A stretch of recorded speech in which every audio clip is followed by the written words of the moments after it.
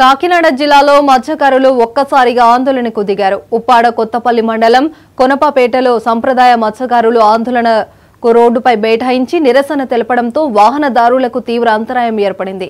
తమ సమస్యలకు పరిష్కారం చూపే వరకు ఆందోళన విరమించేది లేదని మత్స్యకారులు తేల్చి చెప్పారు. ఈ కొత్తపల్లి మండలం కొనపపేటలో మత్స్యకారులు రోడ్డుపై బైఠాయించి ఆందోళన చేపట్టారు. ఎస్ఈజెడ్లో ఫార్మా కంపెనీల నుంచి వచ్చే వ్యర్థాలను సముద్ర గర్భంలోకి విడిచిపెట్టొద్దంటూ నిరసనకు దిగారు మత్స్యకారులు.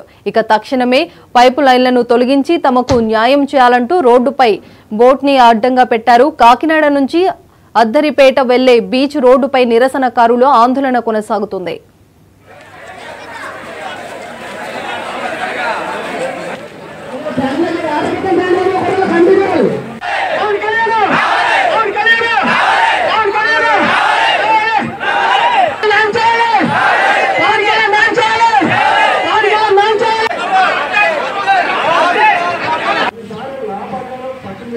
ఇప్పుడు కట్టిన కంపెనీలు దివీస్ ఫార్మా, కేజీపీఎల్ పోర్టు,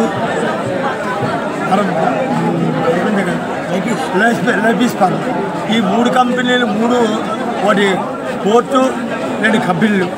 ఈ కంపెనీలు 2 కూడా దగ్గర 3 కిలోమీటర్ల వరకు పైప్ లైన్ అయింది.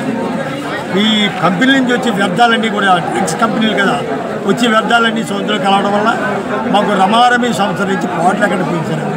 మత్స్యకారులు చాలా ఇబ్బంది పడుతున్నారు.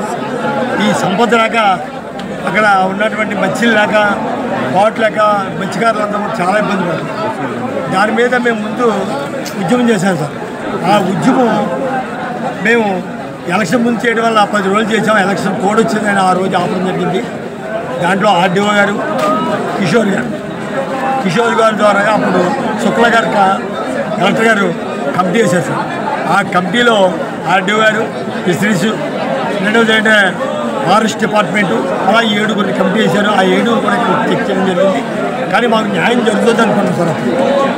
కానీ దీంట్లో న్యాయం ఇప్పటి వరకు నెలకి 20,000 రూపాయలు చెప్పిన ఒక రేషన్ కోటికి నెలకి 20,000 రూపాయలు చెప్పిన రేషన్ కోటికి ఇవ్వాలని, అలాగే వాళ్ళకి బోట్లకి నష్టపరిహారం, వాళ్ళకే నష్టపరిహారం ఇవ్వాలని, లేని పక్షంలో మాకు పైప్ లైన్ పూర్తిగా తొలగించాలని, పైప్ లైన్లో సొందూరులోకి కంప్లీట్గా తొలగించి తీయాలని కోరుకుంటున్నాం. అలాగే డిప్యూటీ సీఎం గారికి రిక్వెస్ట్ ఏంటంటే, సార్ మిమ్మల్ని నమ్మి ప్రజలు ఓట్లు వేశారు కాబట్టి, మిమ్మల్ని గెలిపించారు కాబట్టి ఈ ప్రజలకు న్యాయం చేయండి సార్. ఇవి బులెటిన్ అప్డేట్స్. మరిన్ని అప్డేట్స్ కోసం